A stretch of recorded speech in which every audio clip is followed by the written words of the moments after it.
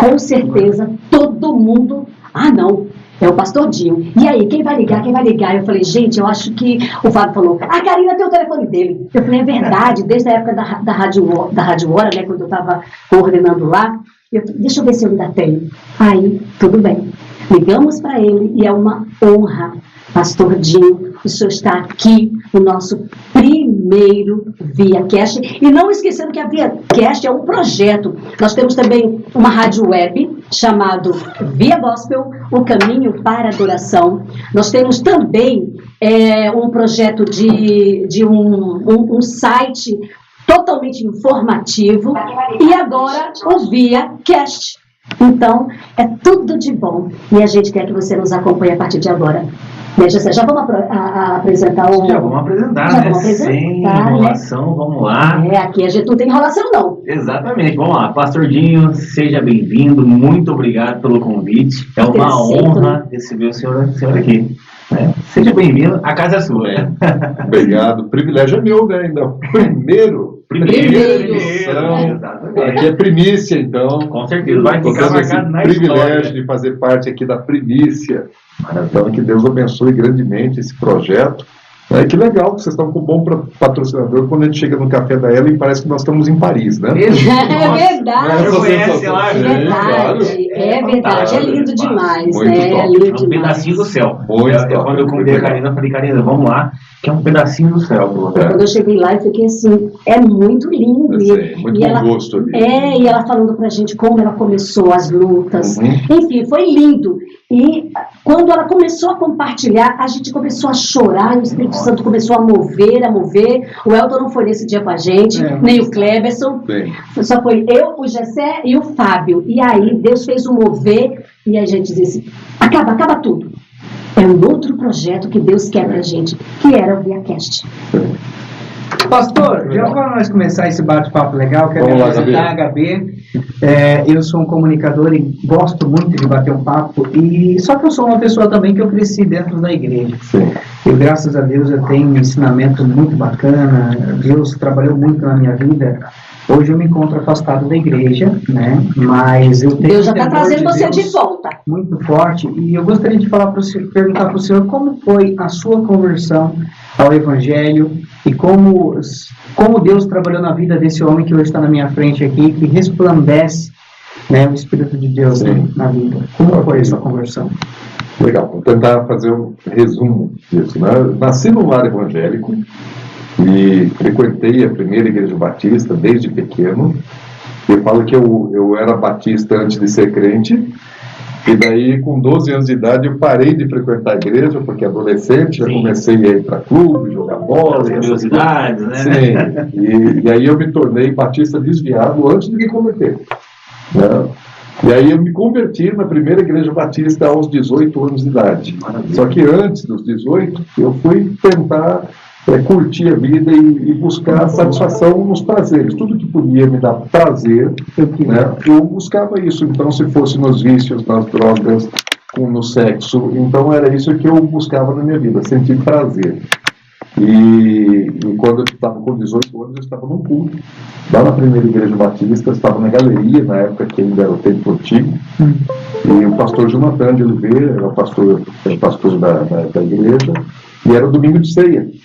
E ele leu 1 Coríntios 11 a respeito da ceia, que cada um deveria fazer uma análise interior. Eu não ia participar da ceia, não era batizado, não era membro da igreja. E aí eu baixei minha cabeça lá em cima, na galeria, e comecei a confessar para Deus quem eu era, porque essa foi a orientação do pastor Jonathan para a igreja, né? Você tem alguma coisa para confessar? Confessa. Tem alguma coisa para pedir perdão? Peça. E eu comecei a dizer para Deus quem eu era. Comecei a dizer, Senhor, eu sou um péssimo filho, eu sou um péssimo aluno, mato aula para jogar sinuca, sou um usuário de drogas. Você chegou a usar drogas? Sim, usei drogas, vários tipos. Bebia, fumava bastante, passava minhas noitadas nas festas, né? Na minha época, em bares de sábado à noite, discoteca, essas coisas, né? Essa era a minha vida. E eu comecei a contar para Deus quem eu era. Eu disse, Senhor, eu me tornei isso. O senhor se despiu. Totalmente, e falei assim, eu me tornei isso. Eu não sei ser outra pessoa, eu sou isso, mas eu não quero mais ser isso. E eu peço que o Senhor me perdoe e me transforme. E foi a primeira vez que Deus falou comigo audivelmente. Na minha vida cristã, foi aos 18 anos de idade, então eu tenho 42 anos, quase 43, que eu vou fazer 61 daqui a alguns dias. E isso foi em 1980, dezembro de 1980. E Deus falou ao meu ouvido naquele dia. Ele não falou do meu espírito, ele falou audivelmente comigo. O senhor ouviu o Espírito Santo falar com o senhor? Não, o Pai. Deus. É diferente a voz do, Deus, a voz do Pai, né? Do Filho e do Espírito. E do Espírito. Que intimidade é essa, Karina? E o Pai, Deus faz falou, o que ele quer, né? E o Pai falou, eu te recebo, meu filho. Aleluia. E quando Deus falou assim, eu te recebo, meu filho, foi a maior sensação de prazer que eu já tinha podido experimentar na vida. Nunca eu senti um prazer como aquele. Aquela realização, assim, droga, sexo, nada se compara, mas nem de longe aquela sensação, aquele sentimento que eu tive. E no dia seguinte, eu já não usava mais droga, no dia seguinte eu já não bebia, no dia seguinte eu já não fumava, no dia seguinte eu já não saí mais com garotas. Então, assim, Deus fez a limpeza completa, né? Sim. Ele tirou tudo completo, porque tem gente que ainda vai trabalhando. O processo. Passa por um processo. Mas... Depois eu passei um processo, porque a vida cristã é assim, às vezes como uma gangorra, né? Tem altos e baixos. E assim, aquele impacto do primeiro amor, da salvação, da conversão, foi muito, muito forte, porque eu falei, eu não quero mais ser isso, eu peço que o Senhor me perdoe, né, e me transforme. E realmente Deus fez isso. Mas a carne, né, fraca. Ela não desaparece, a essência do pecado continua habitando em nós. Então, depois voltei a ter algumas práticas pecaminosas e passei pelo processo, né? Mas, assim, os primeiros meses, né, foram... Os primeiros passos é muito difícil, né? Até porque você estava acostumado com uma vida onde você estava totalmente ligado ao mundo e aí você tem que readaptar, porque você tem que readaptar desde o seu trabalho, a tua família, os teus amigos, o cuidado que você tinha, às vezes, em executar certas coisas. Então, o crente, ele passa... Chega um momento que você tem uma certa dúvida, não tem? Naquele momento, para mim, eu virei um crente radical logo de cara. Deus já trabalhou assim? Foi algo muito, muito forte, né? E eu achei que eu tinha que salvar o mundo. Porque todos os meus relacionamentos, os meus amigos eram amigos não da igreja. Naquela ocasião. Eram amigos de noitada, amigos né? de noitada, de farra, de folia, né? De vícios. Sim. E eu queria salvar todos eles. Eu sei bem como que é isso. Parece que quando a gente encontra realmente aquilo que vira a nossa chave, né? Transforma a nossa vida, a gente literalmente se torna um crente daquilo, né? Queria comunicar isso a todos, né? Porque foi algo tão real para mim, mas infelizmente não foi real para eles. Sim. E aí Deus mudou os meus relacionamentos, né? Todas as minhas amizades. Trocou a tua base. Tudo. Completamente. E isso vai bem de encontro com aquilo que a palavra de Deus diz, né? Deus usa as coisas loucas para confundir as sábias. Sim. Né? E o que o senhor estava falando ali é que o senhor foi, de certa forma, o primeiro impacto foi mais forte, né?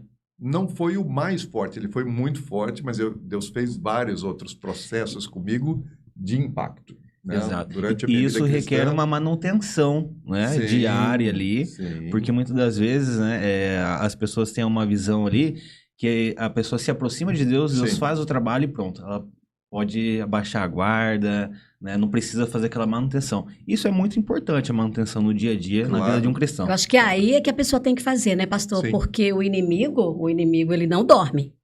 Ele tá ao redor da gente, como a própria palavra diz, né? O derredor... Sim. Rugindo como um leão. Então, assim, ele tá esperando você dar uma escorregada. Minha mãe falava isso para mim, né? Minha mãe, uma mulher muito crente, mulher de oração, eu dei muito trabalho para ela. E para as intercessoras. Quem nunca deu, né? E para as intercessoras. Eu sou fruto de muita oração, de muita oração. E aí, quando, assim, tive essa transformação, que foi uma transformação muito grande. Eu achava que, assim, que eu me tornei um super crente de um dia para o outro. Falava, Billy Graham precisa de um sucessor, eis-me aqui. Tô aqui. Né? E assim, isso me gerou muita soberba espiritual à época. E Deus me mostrou quem eu era. Né? Mostrou quem era o Gladstone, quem era o Dinho, né? sem o Espírito Santo. Ele mostrou, falou, não, você continua pecador. Então, me fez provar um pouco da minha carnalidade, para depois poder trabalhar novamente na minha vida. Porque é normal essa fase que ele está falando, que a gente vê que tem muitas pessoas que quando ela se converte, ele passa por uma certa... uma radicalização, assim, ruptura, que ele não quer, né? ele não quer mais nem conviver em certos ambientes, ele quer se separar de certas pessoas.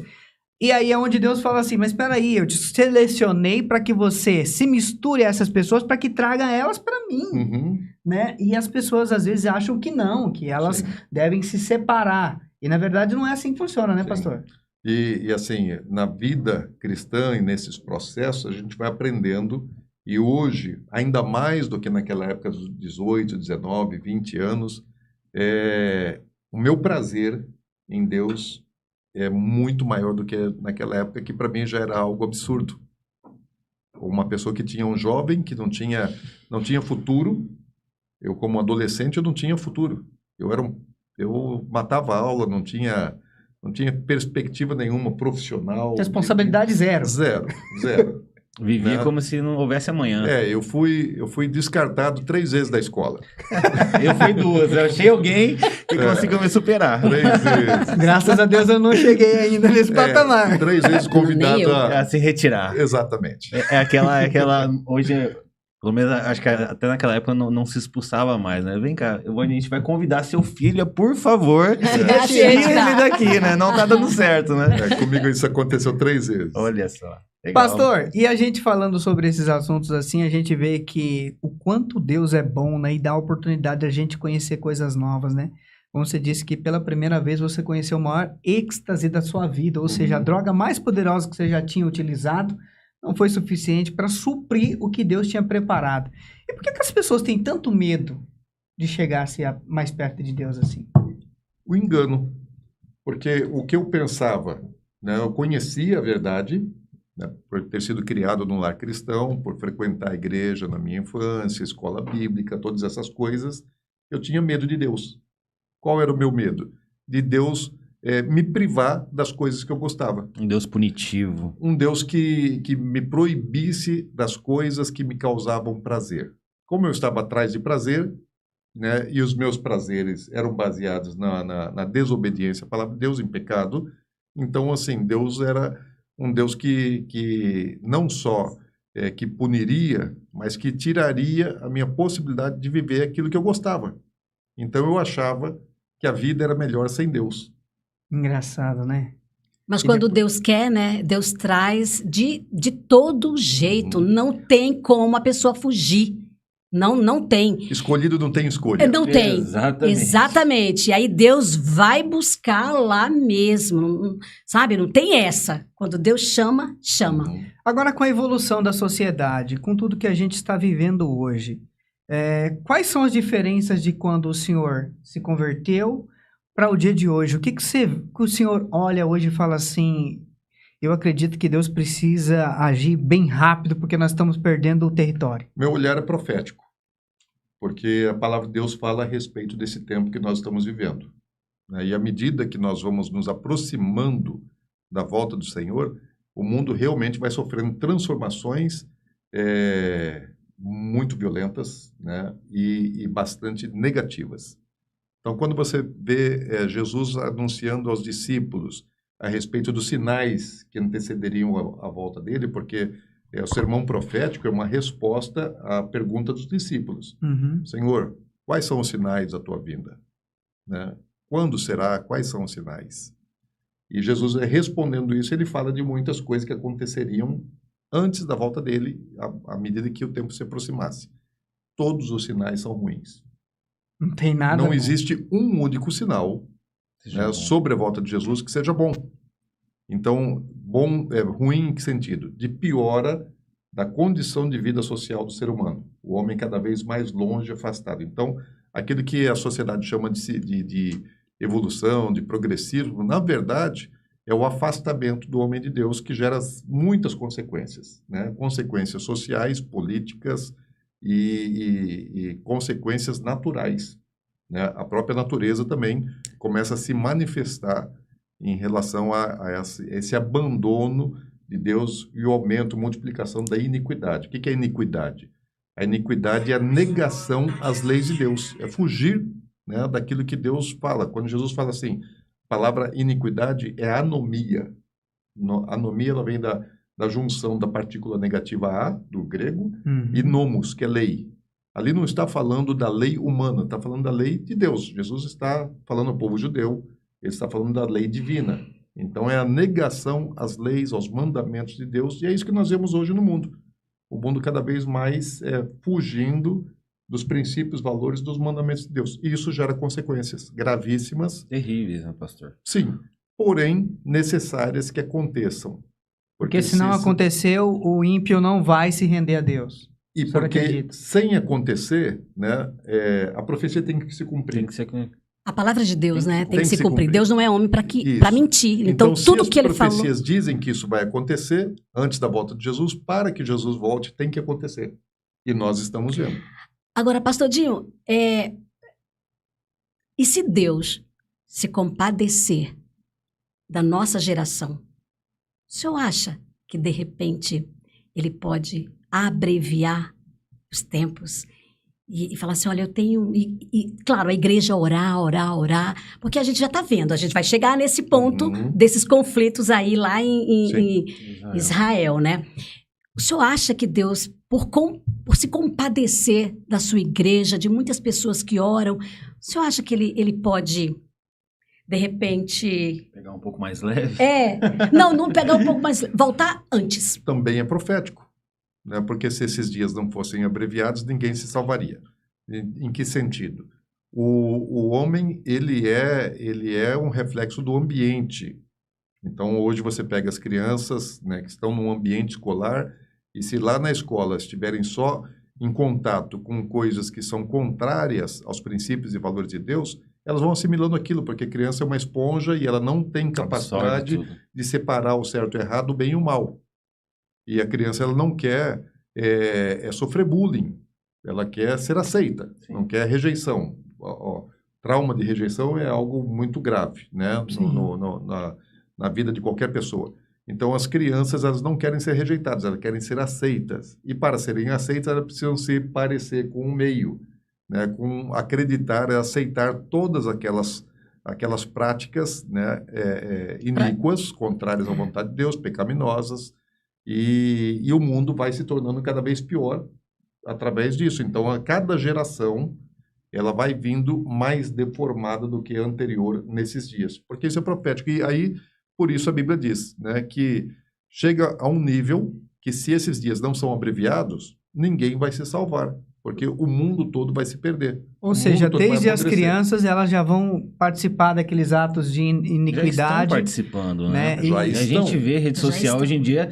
Chega a ser algo meio nojento de vez em quando, né? Crianças que ainda não estão na puberdade, mas são estimuladas sexualmente, coisa que não deveria acontecer, né? Porque antes da puberdade, o estímulo sexual é alguma coisa assim muito apático da vida de uma criança, né? Não deveria acontecer. Mas crianças assim que já estão vivendo vida sexual ativa e de todo tipo de forma, né? Então, menino com menino, menina com menina. Então, assim, é uma coisa muito... E essa desconstrução, né, já vem sendo notada há algum tempo. Por exemplo, nós fizemos um podcast aqui só de apresentação na semana passada e a gente tocou num assunto que é a desconstrução da civilidade, a moralidade e todos os conceitos que a gente carregava quando criança, que os nossos pais ensinaram, mas que a gente, por ser rebelde e querer conhecer coisas novas, não aceitava.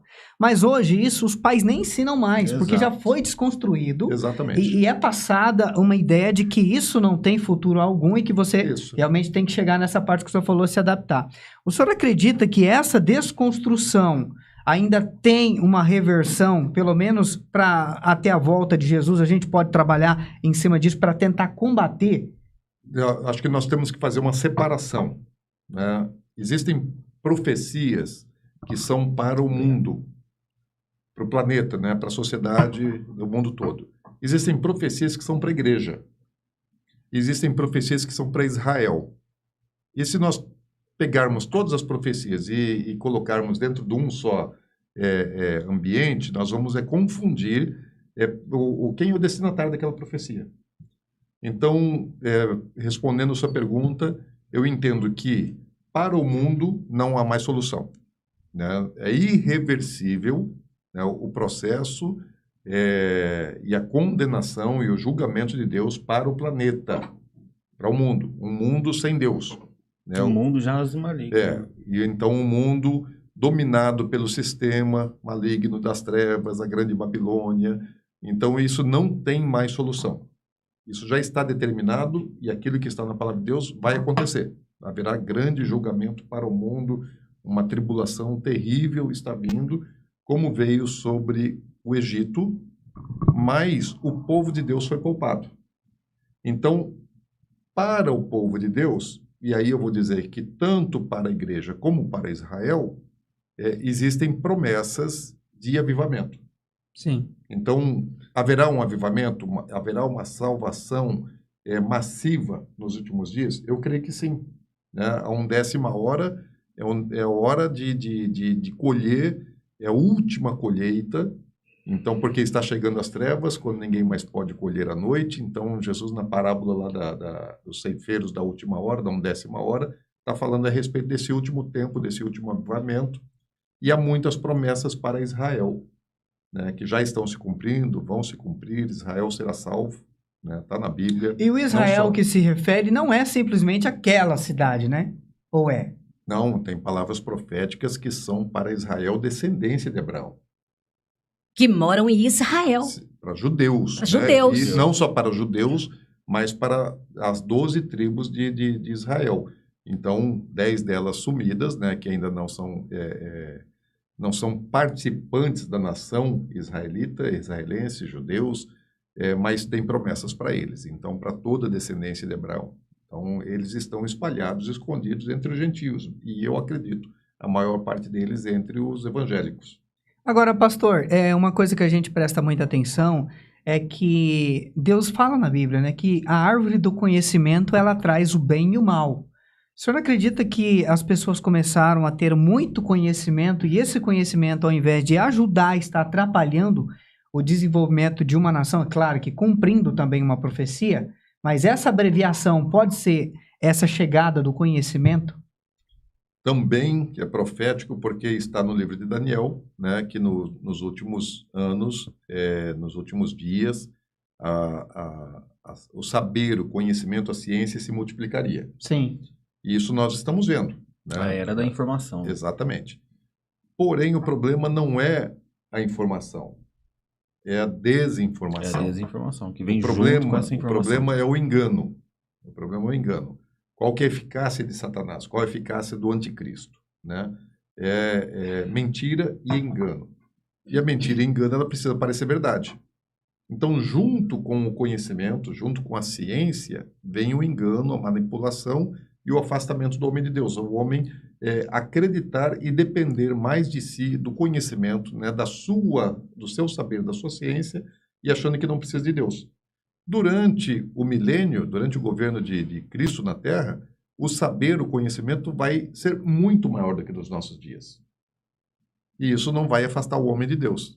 Então, a questão não é o conhecimento afasta, porque senão, durante o período do milênio, nós teríamos que voltar ao tempo das trevas, né? Das trevas não, mas do desconhecimento científico, né? Voltar ao tempo da retroceder no conhecimento. Isso não vai acontecer. E não é isso que vai acontecer. Ao contrário. A Terra vai ser extremamente produtiva e vai usar de tecnologia, vai usar de conhecimento científico, porque Deus criou as coisas de maneira ordenada, organizada para funcionar. Exato. Aí eu chego num ponto, né? O que está ligado na Terra também está ligado no céu. As pessoas costumam... Vamos entrar num ponto mais importante. Mas antes de você entrar nesse ponto, eu quero dizer o seguinte. Nós estamos conversando com o pastor Dinho, da Atos de Justiça. Exímio E a gente não, conhecedor. e a gente não começou. Ele não é só pastor, não, viu, gente? Não. Auditor fiscal. O senhor conhece o meu pastor, que é o pastor Marcos do Ailib. Claro. É verdade. Então, auditor fiscal aposentado, Sim. né? Graças a Deus, e líder da Igreja Atos de Justiça. Então, o senhor é sul-mato-grossense? Sou corumbaense. Corumbaense! Maravilha. Então, a gente, assim, conheceu só um pouquinho, Sim. né? Um pouquinho da história, da vida, né? Do pastor Dinho, a qual a gente quer muito agradecer. Mas a gente pede uma pausa porque nós estamos começando agora. E nós estamos atrás, correndo.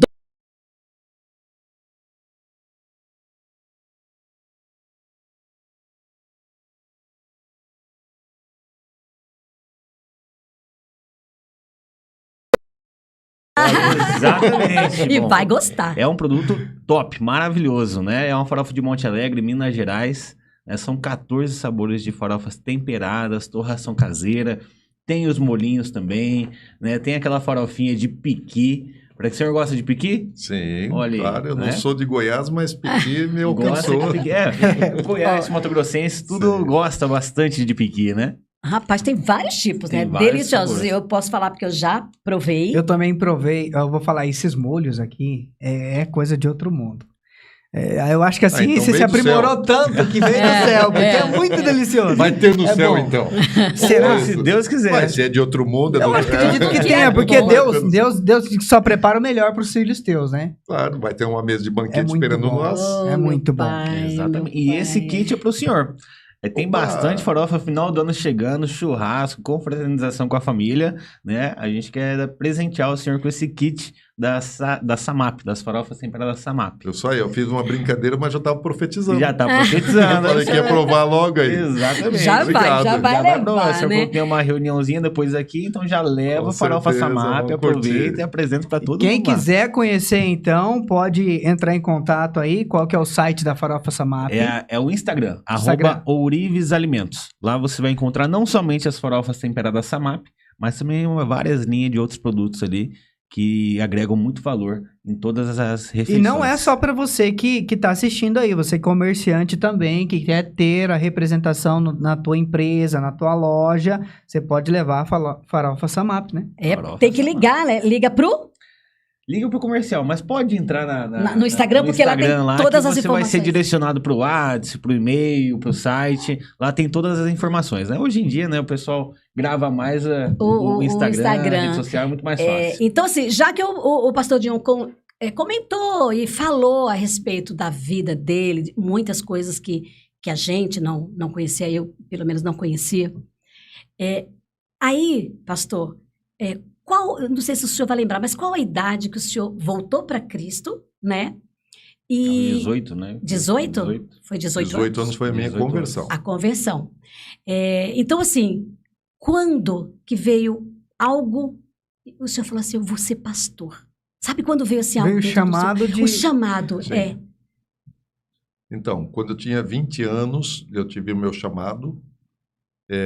Lembro também, estava lá na Igreja Batista, na IB, e estava tendo um congresso missionário, e estava Valnice Milhomens, na época ela era missionária em Moçambique, pela Convenção Batista. É esse pastor que organiza o Gideões? Ou não? Não. Não, Isso Gideões era o congresso missionário da Convenção Não, Batista. então eu confundi com você. Isso. Gideões, se E não me aí engano, é a- assembleanos. E a Valnice Milhomens, ela estava ministrando, eu não lembro da palavra dela, mas ela fez um apelo no final e cantou aquele hino, Tudo Entregarei.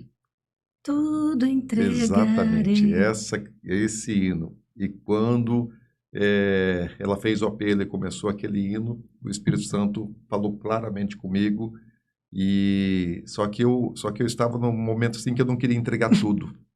Tinha duas coisas na minha vida naqueles dias que eu não queria entregar.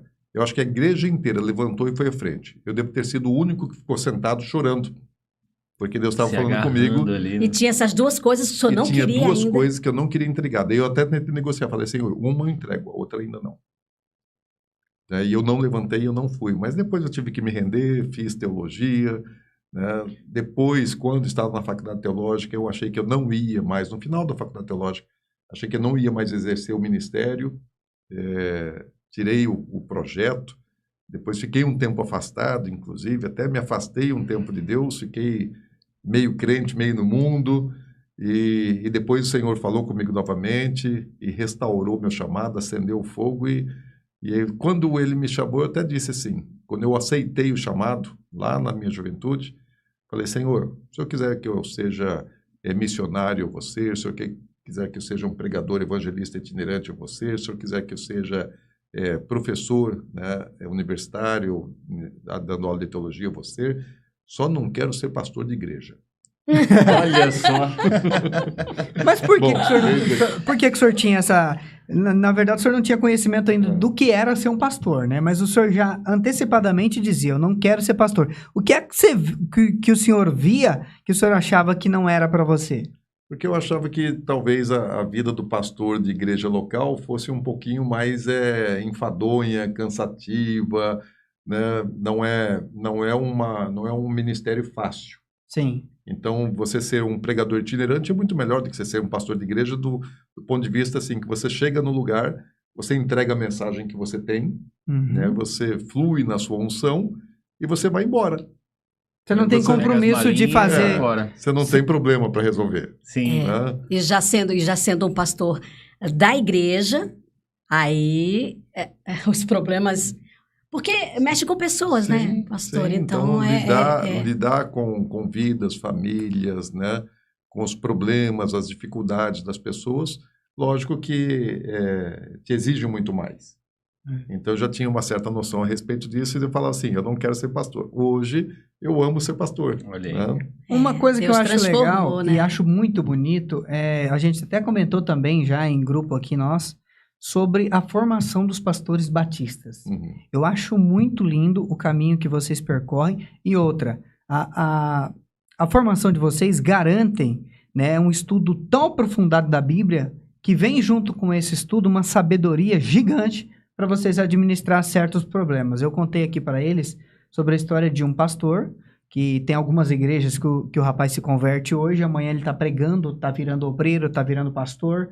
E isso acaba não dando tempo dele aprimorar o conhecimento sobre a palavra de Deus e nem adquirir, né, de Deus aquela sabedoria. E é o que acontece, a pessoa começa a falar coisas e dizer coisas que não se enquadram no que Deus quer passar para os outros. E essa formação batista, ela garante um discernimento bacana.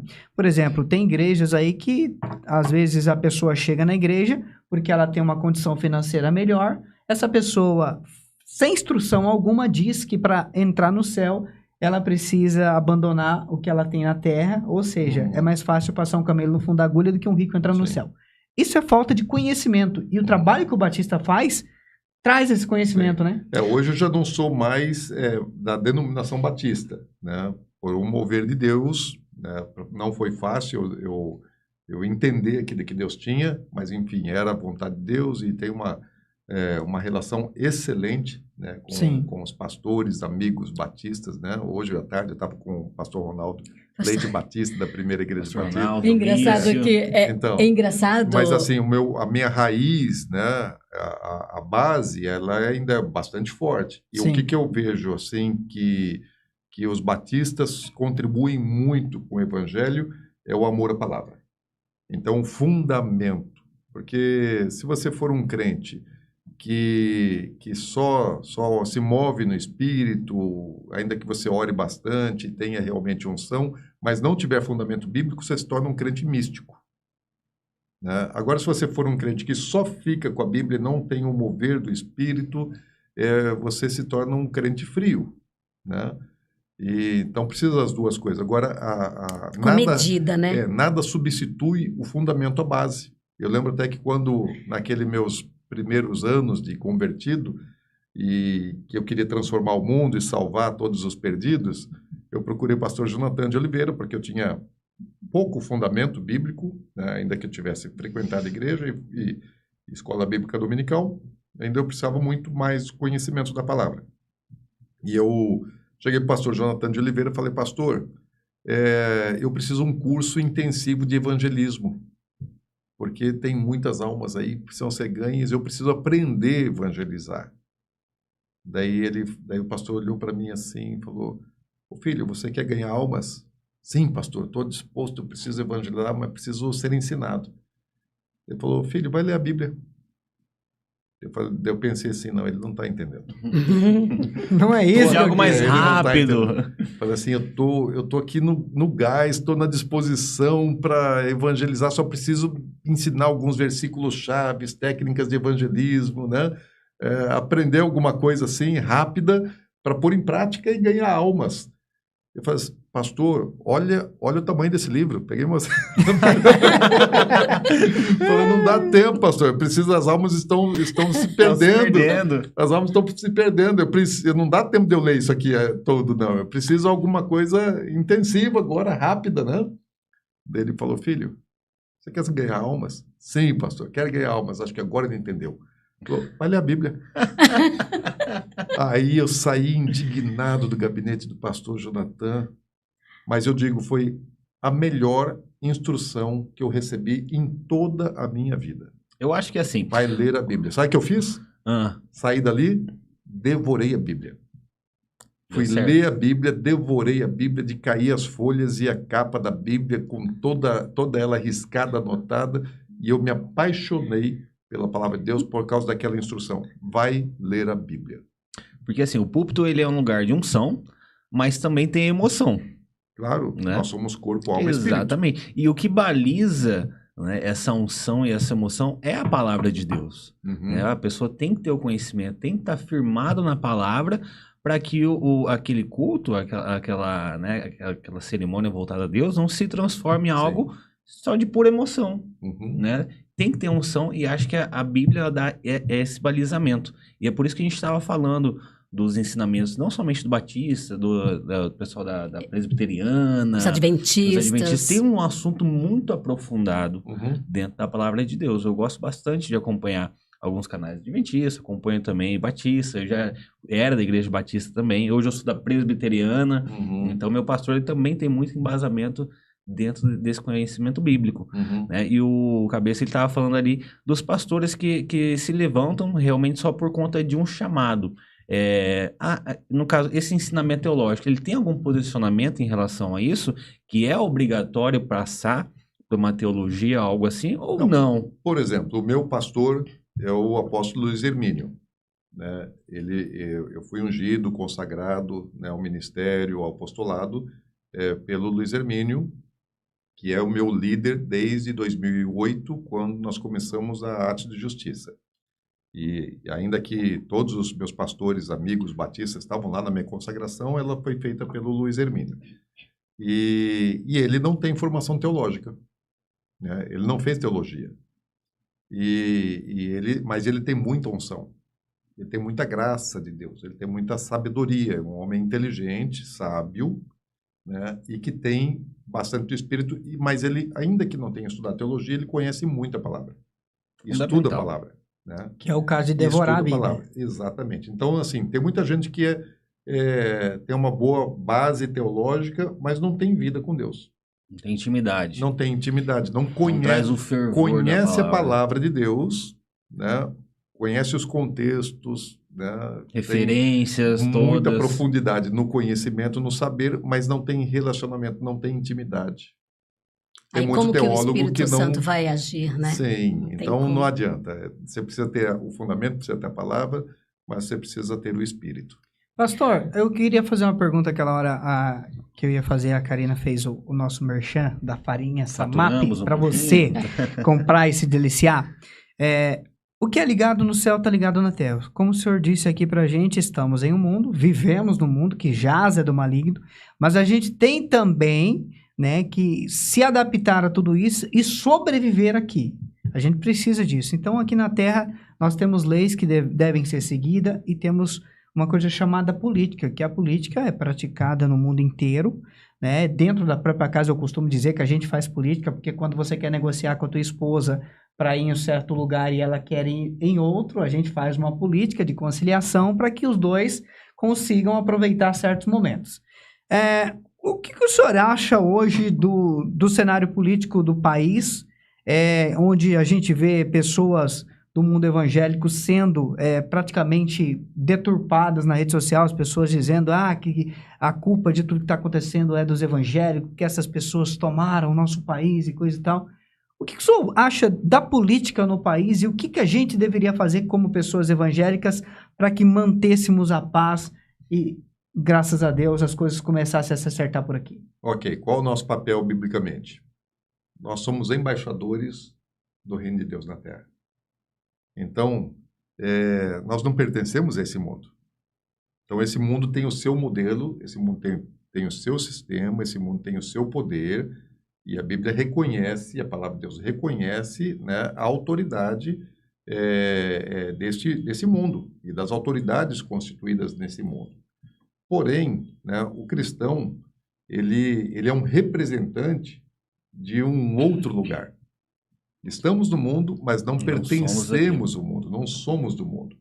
Eu sou o cidadão do reino dos céus. E como embaixador, eu estou sujeito às regras dessa terra. Porque um embaixador é um embaixador de um outro país, ele está sujeito às leis da sua nação. Um embaixador americano no Brasil, ele segue o calendário americano, as leis americanas, a obediência ao governo americano, os interesses do governo americano, e ele representa isso aqui no Brasil.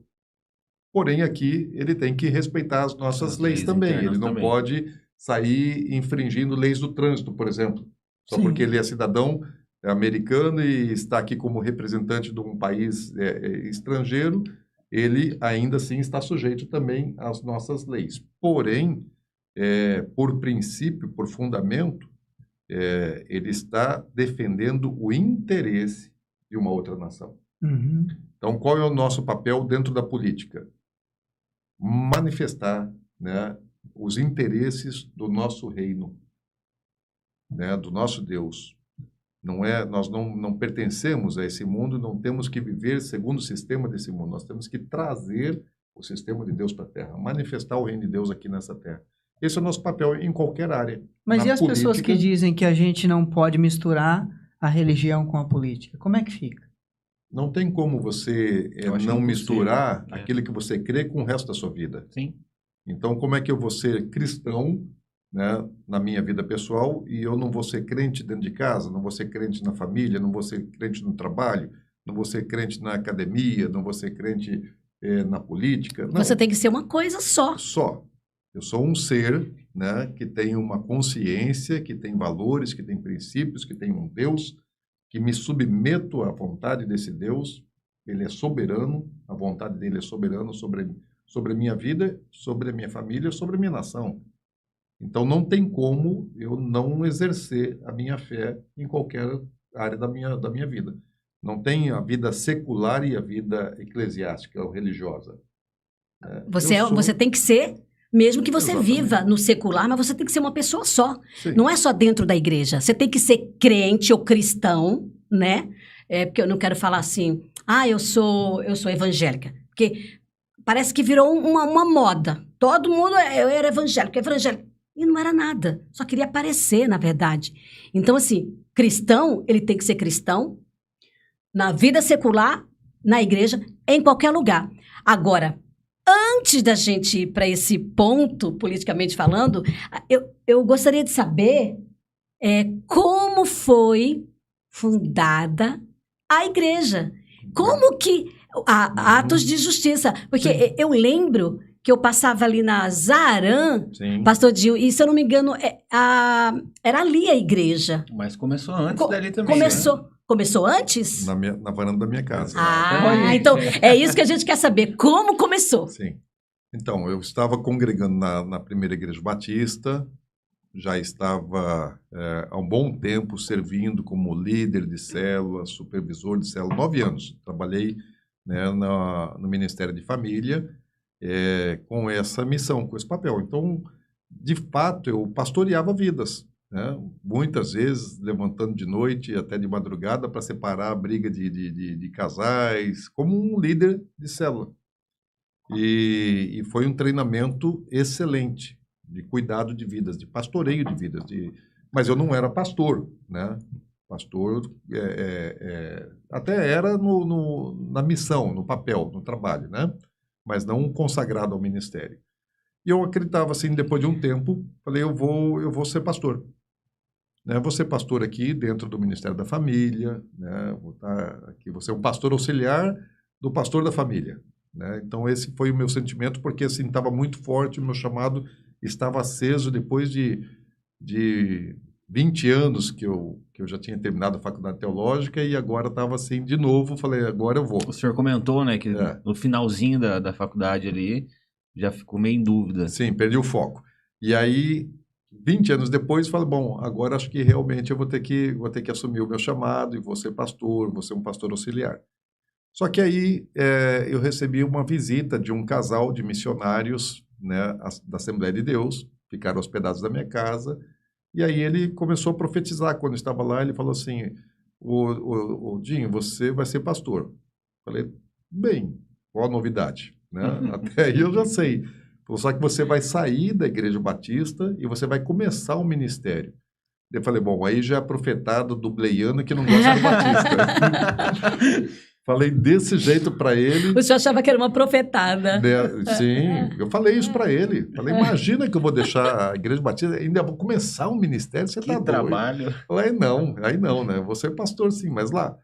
Aí ele bateu de ombro e falou, então vamos ver. Só que ele profetizou mais 2 coisas.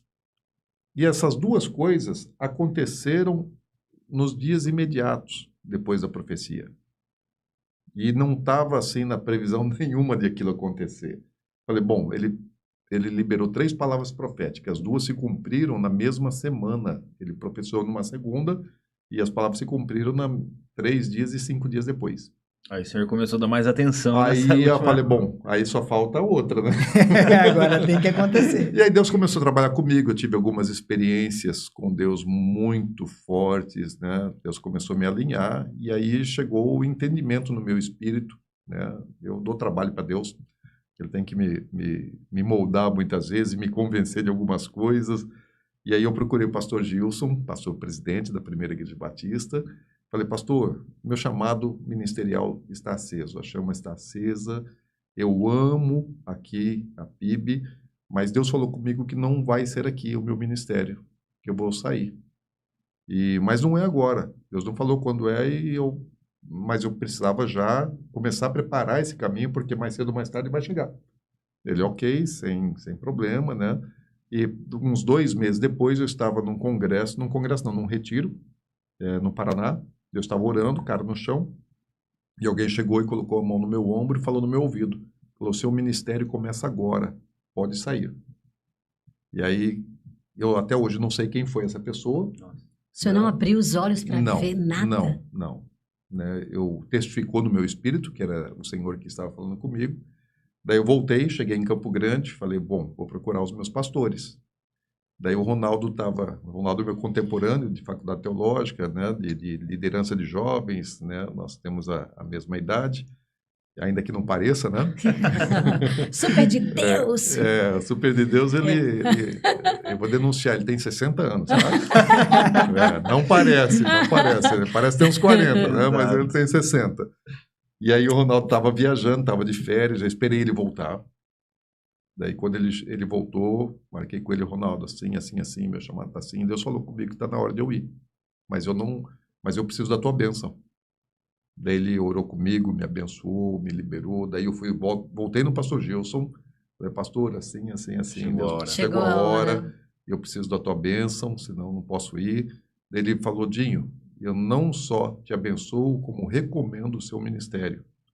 Então, foi uma palavra, assim, de encaminhar de prosperidade ministerial. É muito forte aquela palavra do pastor Gilson. Nem sei se ele sabe o quanto aquilo foi forte no mundo espiritual. Não satisfeito, eu procurei todos os pastores da Primeira Igreja Batista, na época eram 7 ou 8, e falei com todos eles, pedi a bênção de cada um deles. E todos me abençoaram, só não consegui falar com um dos pastores que estava ausente. E todos me abençoaram. Na minha consagração estavam todos lá presentes e abençoados. Daí eu procurei os pequenos grupos, as células que eu supervisionava, que eram 5 à época, eram umas 100 e poucas pessoas nessa ocasião, e aí eu fui e reuni em cada um deles e falei, olha, está na época de multiplicação, muitos se assustavam porque era começo de ano, e algumas células eram recém-multiplicadas. Eles falaram, não, mas como multiplicar agora? Não está na época e tal, não tem maturidade. Eu falei, não, fica tranquilo, porque a multiplicação é da supervisão. Eu e a Ana Paula, minha esposa, temos um chamado e estamos indo. Vocês não foram chamados e vocês não vão. Fiquem é aqui. Nosso chamado. Né? Então, amo Mas vocês. e se alguém falasse, não, eu quero ir? Eu falei para ninguém ir. É? Eu proibi, né? Eu proibi os nossos liderados de irem e nós começamos em 8 pessoas na varanda da nossa casa. Isso em 2008. 2008. 2008 nós E começamos. quanto tempo 8 demorou a pessoas. transição já para ir na... Para sair da varanda da casa foram 6 meses. 6 meses. Que daí já tinha um número de pessoas, 60, mais Já de não 60 dava pessoas. mais, Daí né? mais de 60 pessoas já Maravilha. ficava muito, muito desconfortável ali. Daí fomos... E como o senhor fazia, assim, esse trabalho de anunciação e arrebanhamento? Nunca fiz. Nunca fez? Nunca fiz. Nunca convidei ninguém para vir congregar na Atos de Justiça. Que engraçado, Então as né? pessoas Como que Deus chegavam- trabalha, né? Não, Porque Deus a Um Bíblia projeto de diz, Deus, né? a Bíblia diz que é Deus quem acrescenta. Amém.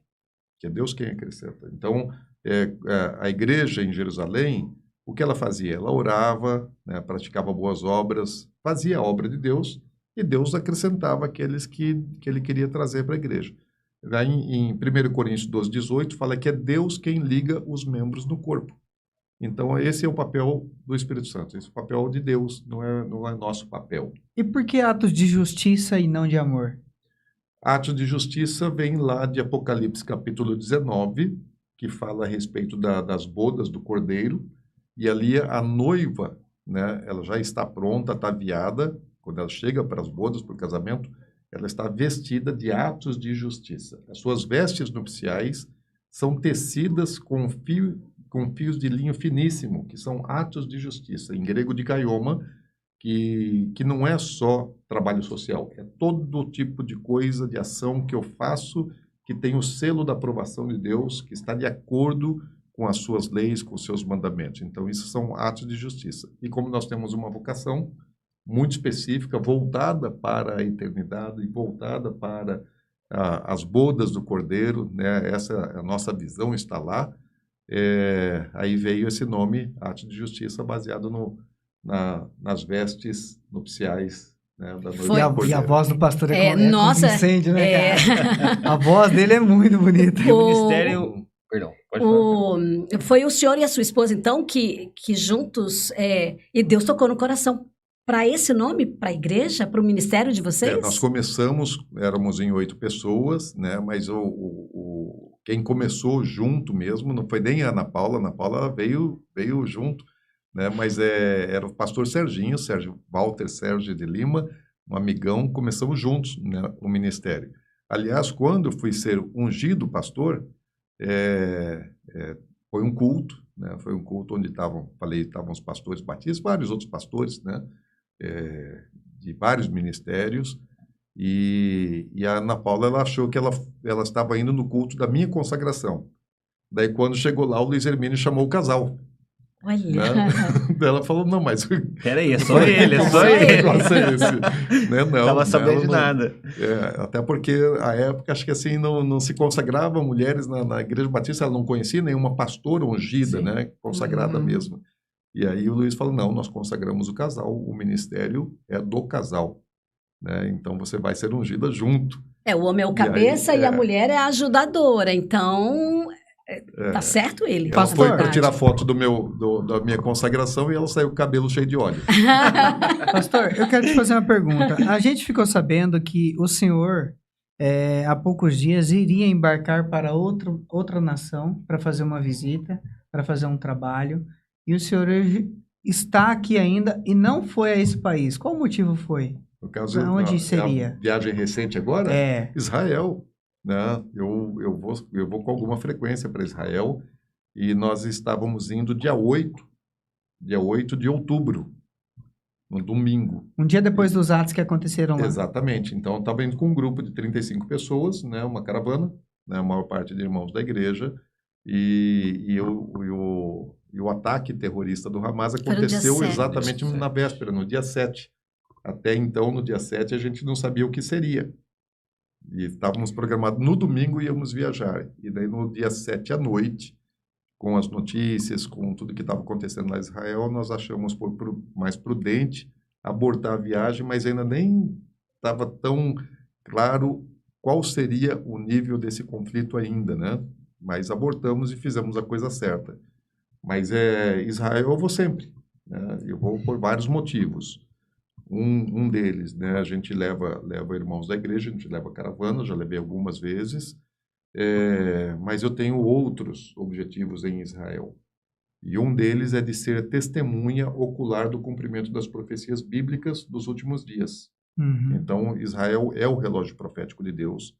Sem Israel não existe volta de Jesus. Sim. Né? E existem algumas centenas de textos bíblicos, de versículos bíblicos, que são textos que falam de profecias, coisas que deveriam acontecer em Israel, né? Agora, nos últimos tempos, e estão acontecendo. Então, eu vou lá para testemunhar isso, porque eu estudo as profecias e vou lá verificar, né, em loco. Inclusive, uma delas, né, eu vi num canal que tem peixe aparecendo em rio que era um rio morto, no Mar Morto. Está começando a ter alguma coisinha ali, né?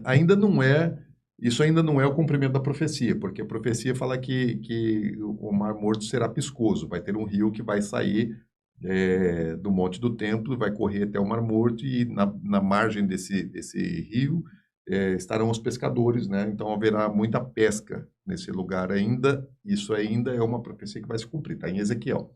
Mas já existem sinais, né? Mas agora existem muitas e muitas e muitas profecias que já se cumpriram completamente.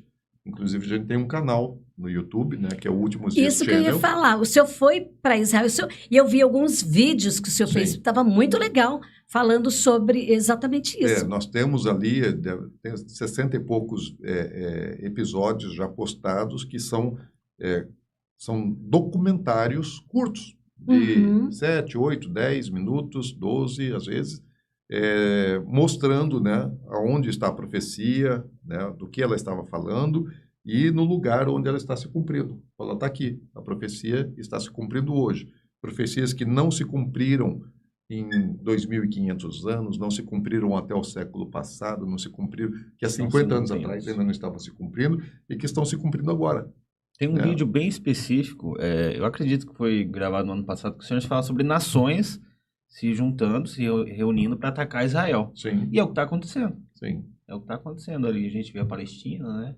A Cisjordânia, o Líbano, né? Atacando. O cenário está sendo cada vez mais preparado para o cumprimento da profecia da guerra de Gog e Magog, e que é a guerra que vai trazer a volta de Jesus à Terra. Então, quando você chega em Apocalipse 19, que Jesus está voltando, né, ao mundo montado num cavalo branco, esse evento é o mesmo que está em Zacarias 14. O que está acontecendo em Zacarias 14? As nações da terra se reuniram para atacar Israel.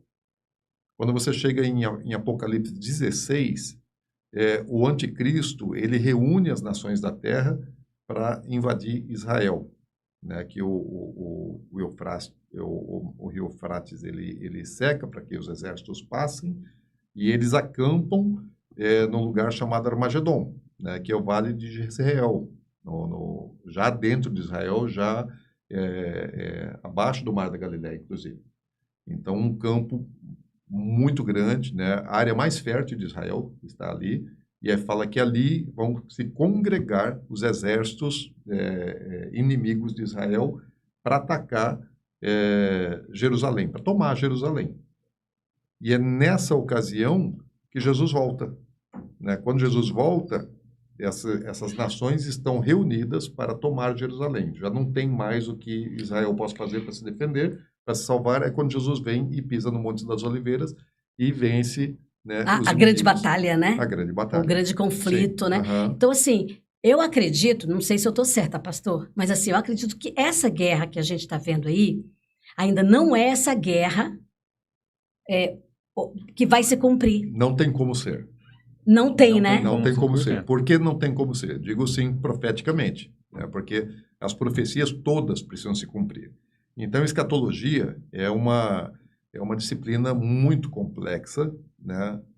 Eu tenho muita dificuldade, ainda que eu seja estudioso das profecias, eu tenho muita dificuldade porque entusiasta do assunto, eu também tenho muita dificuldade. Sim, porque assim tem muita corrente, eu conheço um pouco de cada uma delas, né? Cada uma tem as suas questões fortes e tem também as suas fraquezas, mas cada profecia tem que se cumprir. Então todas elas têm que se encaixar, como um grande quebra-cabeça com cada texto profético uma peça e ela tem o seu lugar certo. Não tem como você descartar. E uma das profecias que precisa se cumprir é que haverá um acordo de paz. Daniel fala a respeito de um acordo de paz. Mas já não teve esse acordo lá ainda? Não, ainda não. Não, porque esse acordo de paz é um acordo de 7 anos que vai ser interrompido na metade. E quando esse acordo de paz ele for interrompido, né, nos 3 anos e meio, ele vai suspender o sacrifício no templo e o anticristo vai se assentar no templo.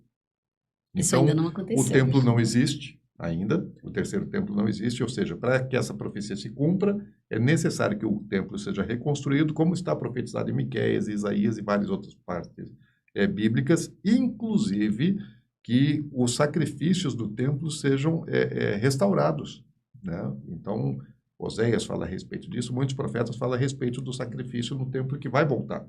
E o anticristo ele vai interromper isso. Então, é necessário que o templo seja reconstruído, é necessário que haja um acordo de paz e que ele seja interrompido nos 3 anos e meio. Então, essa guerra ainda não pode ser aquela, porque aquela guerra só vai acontecer depois que houver um acordo de paz e que ele for interrompido. Pastor. E vem uma pessoa, né? E essa pessoa, me parece que é o anticristo, como, enfim, que vai unir, né? Vai costurar unir. Isso, vai costurar tudo isso. Ele vai trazer solução para o mundo em caos. Sim. Né? É isso que vai acontecer. O quê? Essa guerra, então, ela pode ser, né, um estupim para uma guerra, né, uma guerra maior do que essa, que seja o tempo propício para um grande acordo de paz. Então, a guerra de Gog e Magog é uma guerra contra nações, não é contra um grupo terrorista, não é do Hamas e nem é contra o Sul, porque Gog e Magog, o ataque vem do norte. Então, lógico, ao norte de Israel você tem os inimigos ali, como você tem o Líbano, né, que é fronteiriço, você tem na Síria também um adversário de Israel, você tem o Irã, né? A própria Turquia, né, que está assim, o presidente turco tem se mostrado cada vez mais um adversário de Israel, né? Potencial muito grande para um ataque coletivo com outras nações, enfim. Essa guerra vai acontecer. E essa guerra vai parecer ser a guerra de Gog e Magog, e aí sim haverá um acordo de paz. Assim, é uma maneira como, é uma leitura que eu faço, pode não acontecer desse jeito, mas é uma leitura que me parece possível, né? Ter uma guerra que pode ser provocada por esse estupim do Hamas, que envolva outras nações islâmicas que ataquem Israel, haja um acordo de paz. Se isso acontecer, pode ter certeza do seguinte: Jesus está voltando em, no máximo, 7 anos. Aleluia, glória a Deus. Só fazer uma pergunta assim. Como o senhor já visitou muito Israel, o senhor já tem conhecimento, eu tenho vontade, mas nunca fui. Gostaria que o senhor me dissesse o seguinte, assim, por que as pessoas se incomodam tanto com Israel, que é considerado hoje a democracia mais pujante do mundo? A única democracia mais conhecida no mundo hoje é Israel e serve de modelo. Por que essa democracia que permite tantas coisas que pra gente hoje parece ruins é um modelo? Por que a democracia lá, porque lá funciona a democracia que tem liberdade para tudo. Sim. E esse povo é o povo escolhido de Deus. Por que lá eles têm essa liberdade toda e parece algo ruim? Então, na verdade, o Israel é o único país do Oriente Médio que tem um regime democrático.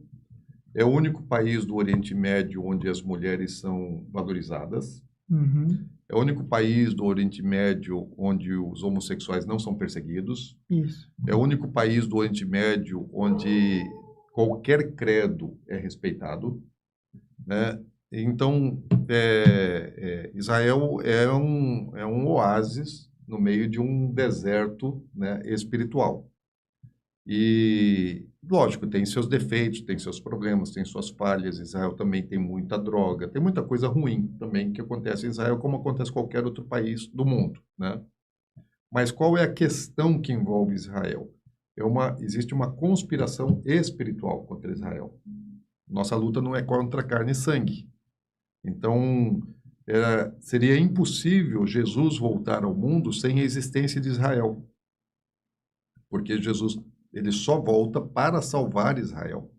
Quando ele chegar, ele vem exatamente para interromper uma guerra, que seria uma guerra destruidora contra Israel. Eu vi uma cena dessa guerra nos meus dias de coma, né, do Covid, quando eu estava internado. Deus me mostrou alguma coisa disso aí. E então Israel sempre foi a nação escolhida por Deus para ser a nação sacerdotal.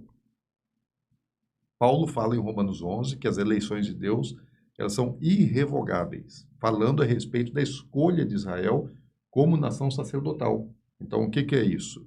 É um povo escolhido para ser um representante, né, do reino de Deus na terra. Eles não cumpriram bem a sua missão, o seu papel. Por isso, Jesus seca a figueira, que ele representava Israel, e depois fala, quando Jesus ele está indo para Jerusalém, passa pelo Monte das Oliveiras, sai de Betânia, passa pelo Monte das Oliveiras, passa por uma figueira, procura nela frutos, não encontra, e aí ele seca aquela figueira porque não tem frutos. Aquela figueira representa Israel. Qual era o fruto que Israel teria que ter dado? Em ti serão benditas todas as famílias da terra. Deus deu os seus mandamentos, né, as suas leis, seus valores, seus princípios para o povo judeu, para que eles abençoassem as nações. E eles guardaram isso para si. Quem fez o Deus de Israel ser conhecido nas nações? Né? A igreja. Então, porque o próprio povo que recebeu não fez, né, o seu Deus conhecido entre as nações. Hoje, o Deus de Israel é conhecido por causa do Evangelho. Que é aquela passagem que diz que foi mandado para aquele povo, mas o povo dele não aceitou. Sim. Aí, Jesus, quando ele volta de Jerusalém, voltando para Betânia, ele passa por aquela figueira seca. Daí você tem isso lá em Mateus 24, né? E ali, ao pé daquela figueira seca, é que ele ensina o sermão profético para os discípulos.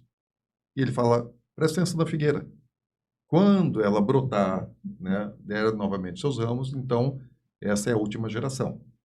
Então, o que acontece? A figueira secou no ano 70. Com a invasão do general Tito, Jerusalém é destruído, o templo é destruído e o povo é espalhado pela terra. Né? Os poucos que ficaram ali, depois o general Adriano, né, o imperador Adriano, vem no ano 130 e espalha o restante dos judeus que haviam ali e muda o nome da terra para Palestina. Né? Não existia esse nome, nunca existiu uma nação de Palestina. Palestinos, né? Nunca existiu, né? Nunca existiu esse país.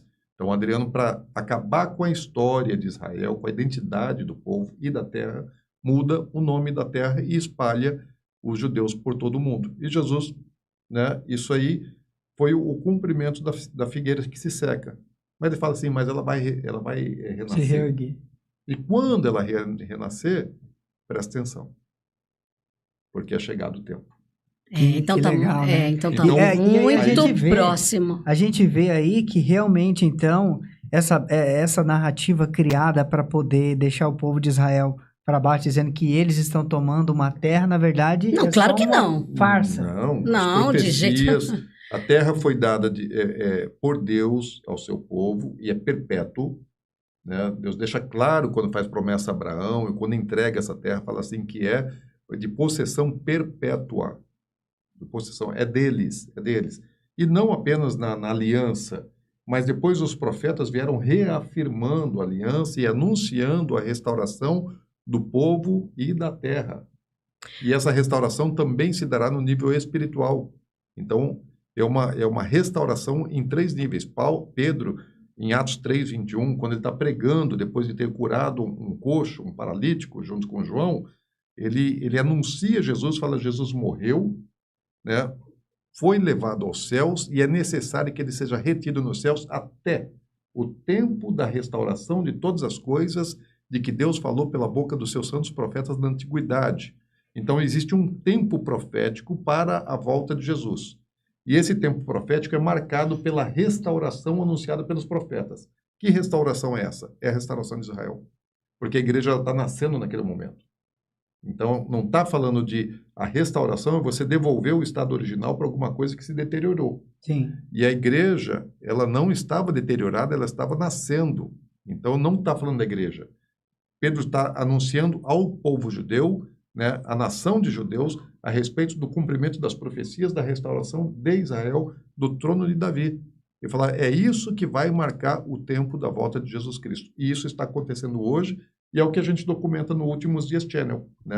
Todos os vídeos que estão lá, eles estão assim mostrando essas profecias de que Pedro fala, que marcam o tempo da restauração e que preparam para a volta de Jesus.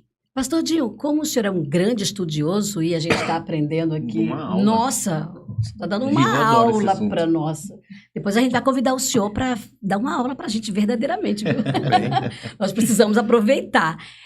O templo, o terceiro templo, né, está sendo construído, porque a gente ouve rumores que está sendo construído, mas que não pode todo mundo saber. Isso é verdade ou é mito, assim? Não, o templo não está sendo construído. Né? Existe lá em Israel uma organização chamada Instituto do Templo. Inclusive, eu estive, na última vez agora, entrevistei um dos fundadores do Instituto do Templo, um rabino muito conhecido, né? Ainda não está postada essa entrevista no Últimos Dias Channel. Eu espero poder postar daqui a algum tempo, né? Tem muito vídeo ainda, muito material coletado que ainda não está editado para postar.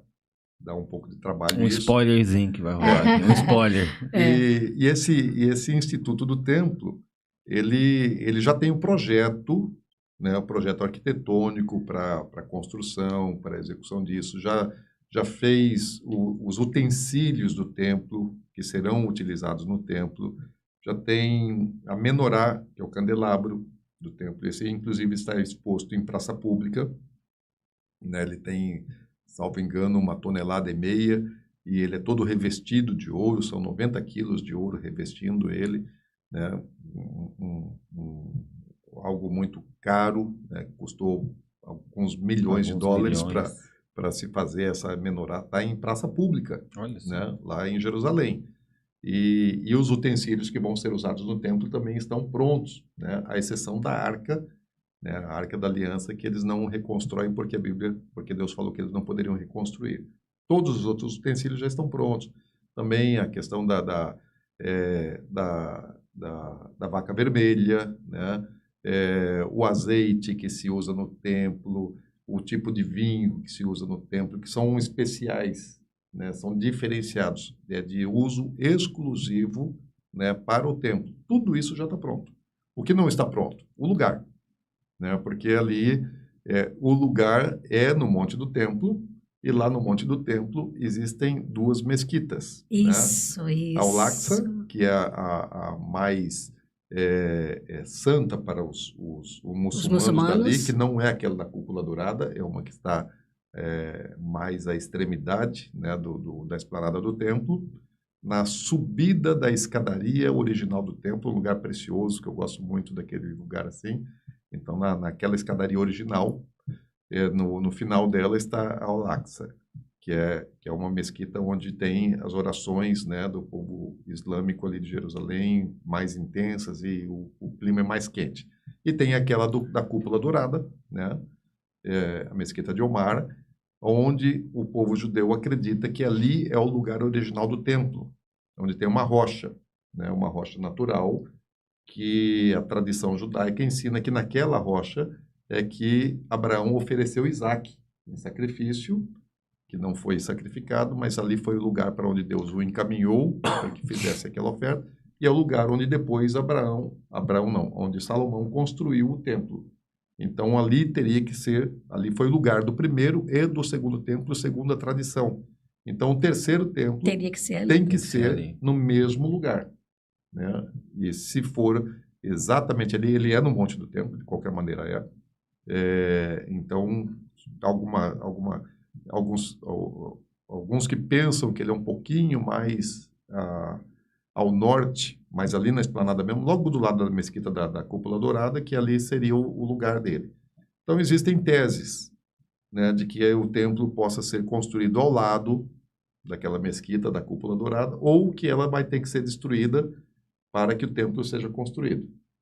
Então, como isso vai acontecer, não sei. Isso mas gera alguns conflitos também, né? Vai, Sim. com certeza. Por que Israel não demoliu, né, ali aquela mesquita da Cúpula Dourada e não construiu o templo ali? Porque isso vai gerar uma guerra entre Israel e o mundo islâmico, né? Se o mundo islâmico já está enfervescido aí com a questão do Hamas, imagina destruir um templo. Imagina destruir uma mesquita ali para construir o templo. Eu não quero nem pensar. Não, ali gera uma guerra que se torna uma guerra mundial, de âmbito mundial, né? Pode ser uma terceira guerra mundial.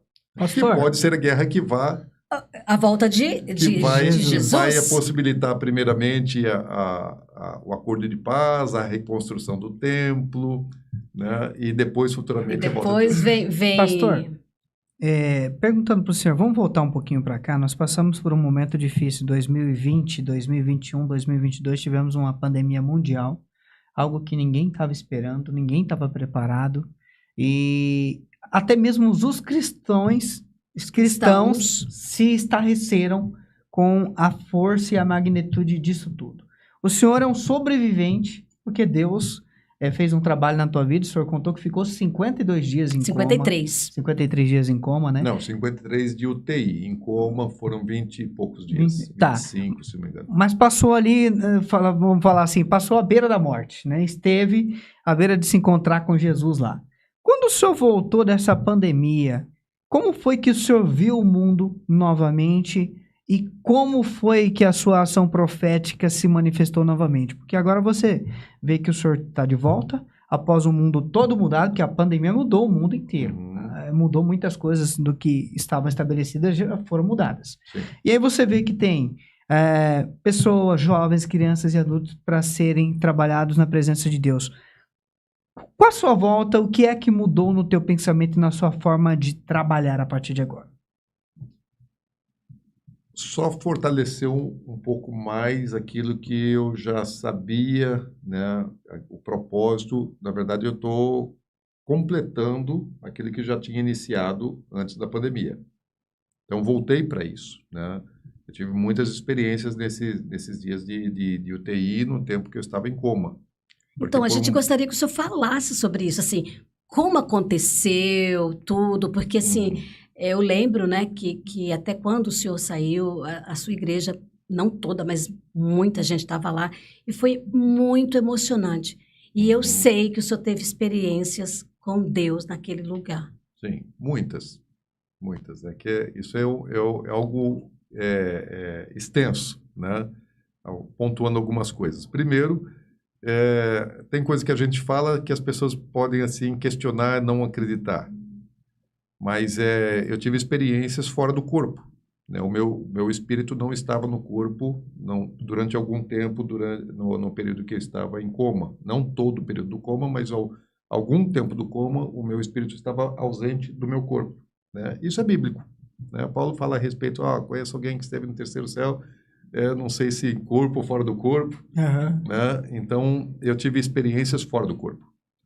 E nessas experiências fora do corpo, eu fui ministrado pelo Pai, ensinado em algumas questões, e eu passei, não perto da morte, mas eu passei por dentro do Vale da Sombra da Morte, fisicamente, né?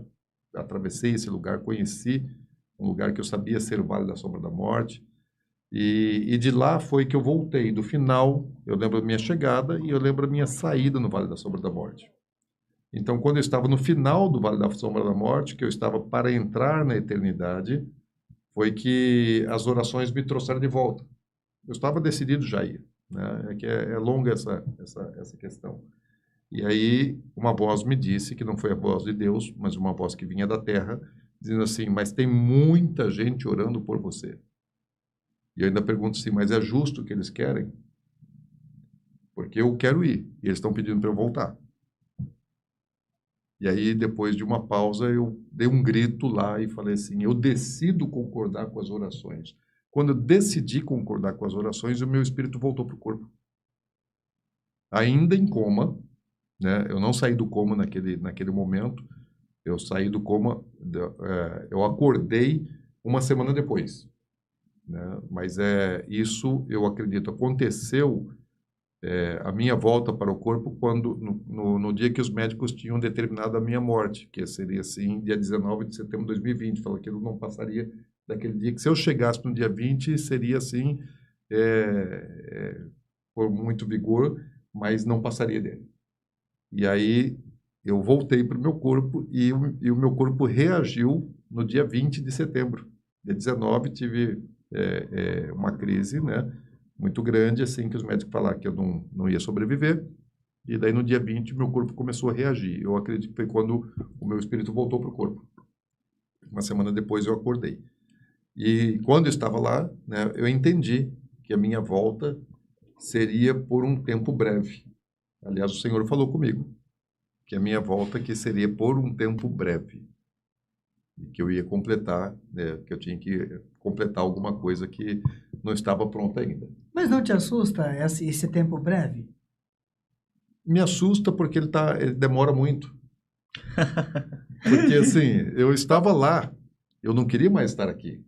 Entendi. Estar lá é muito melhor do que estar aqui, né? É bíblico. Sim. Paulo fala que ele preferia estar com o Senhor, mas por causa da igreja era necessário que ele estivesse aqui. Então, Ou seja, Deus ouviu as orações sim, da igreja. sim. Isso aconteceu comigo, pastor, com relação à minha mãe. Sabia? Minha mãe estava na beira de um hospital, 4 meses em coma, e um médico falou que a minha mãe não ia mais viver.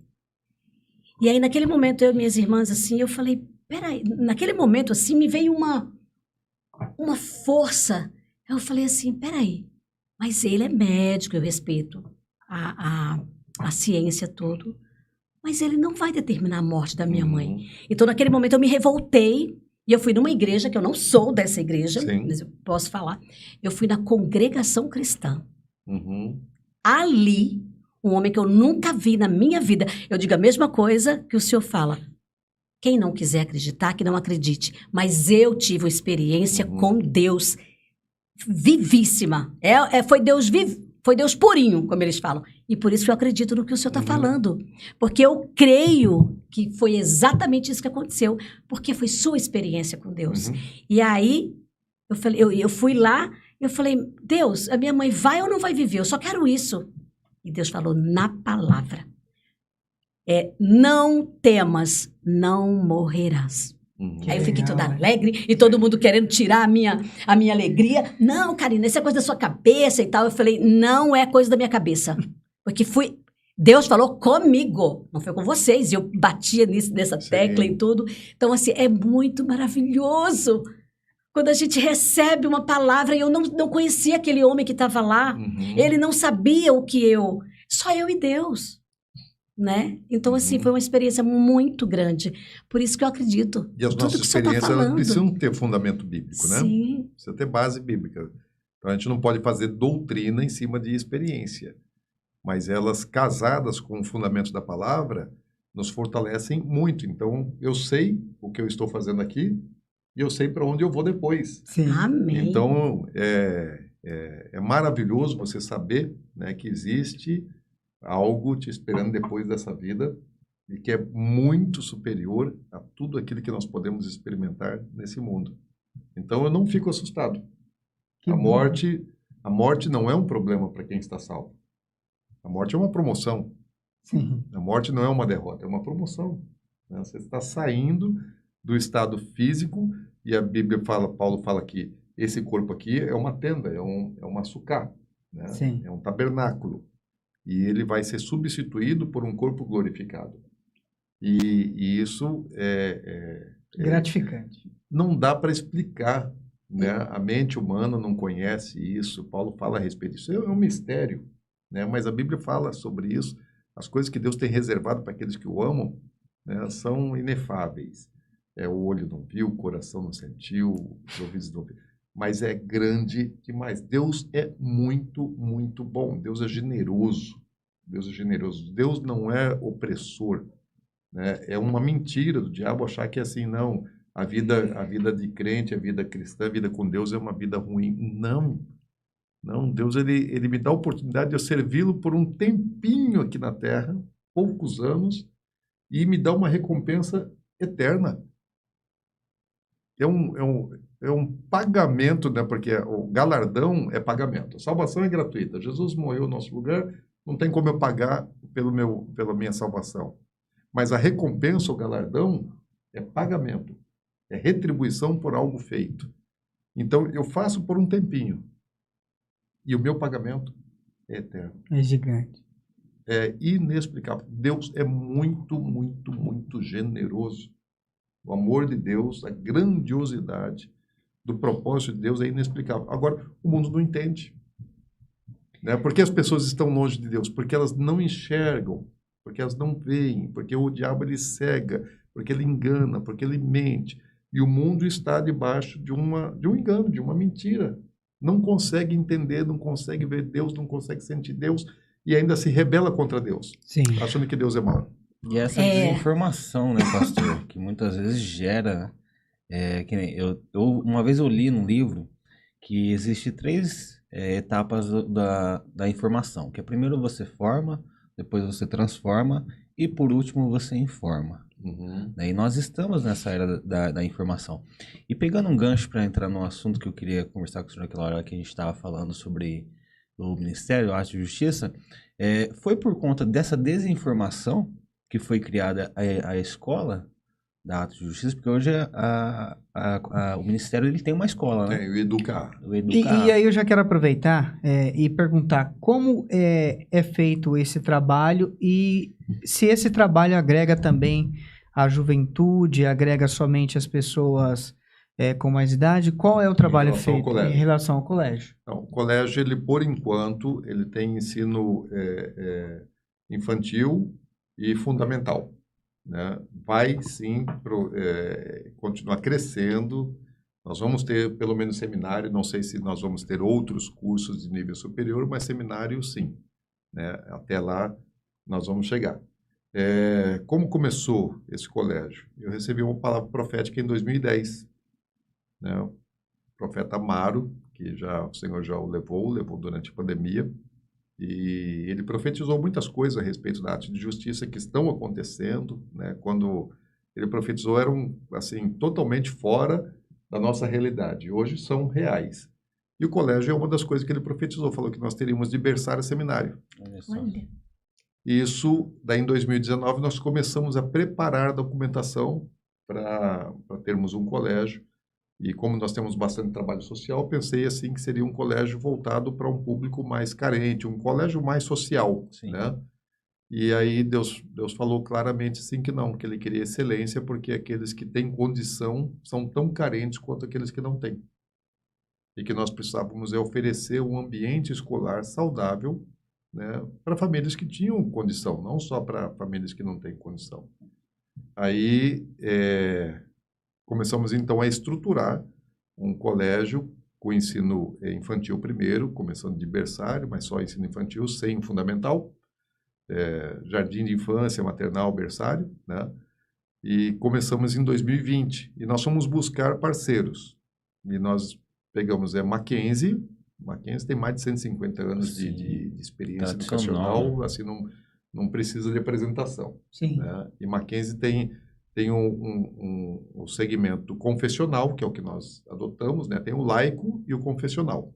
E nós adotamos o segmento confessional, cristão, 100% cristão. E como Deus falou também sobre excelência, ele usou a palavra excellence em inglês, e aí entendemos que então precisávamos ter um bom programa bilíngue. Saímos procurando e encontramos a International School. A International School, ela não é confessional, mas o dono é adventista, Então, um material assim que está limpo, sem aqueles negócios de Halloween e todas essas contaminações, né? Que tem muita coisa. Nos cursos de inglês, tem muita sujeira. Tem muita influência pagã, né, nos cursos de inglês. E da International School, não. E ainda mais, ela foi eleita, né, 7 anos seguidos, o melhor programa bilíngue do Brasil, por 7 anos seguidos. Olha só. Né? E nós estamos com a International School desde o início, e com a Mackenzie. Então, assim, um nível acadêmico muito, muito, muito bom, excelente, né, pedagogicamente, bem fundamentado, com uma equipe muito boa, equipe cristã, né, de valores, de princípios, estrutura física muito boa. E a cada ano agora o colégio cresce uma série. No começo nós fizemos todo o ensino infantil, depois começamos o fundamental, 3 anos, e depois mais 2, e agora nós já estamos com quase todo o fundamental, né? Ano que vem temos até o 8º ano, depois do outro 9º, depois começa o ensino médio. E é o melhor ambiente que nós temos, de tudo aquilo que nós fazemos, né? Além da igreja, dos trabalhos sociais, do trabalho missionário no Paraguai, Casa de Meninos e tantos outros projetos que nós realizamos, o colégio onde nós vemos o fruto, né, dando numa intensidade como nós não vemos em outros projetos. É o que o senhor falou no início, né? A criança é uma esponja. Sim. Ela absorve, né? E a partir do momento que esse conteúdo, que essa informação correta, né, que esse ensinamento chega na parte da infância, né, é muito mais fácil, vamos colocar assim, daquilo se construir com qualidade. E no nosso caso, como é um colégio cristão, confessional, as crianças, elas, ainda que não estejam aprendendo religião o tempo todo, ainda que tenha filosofia cristã, tem aula de religião, elas estão dentro do ambiente cristão.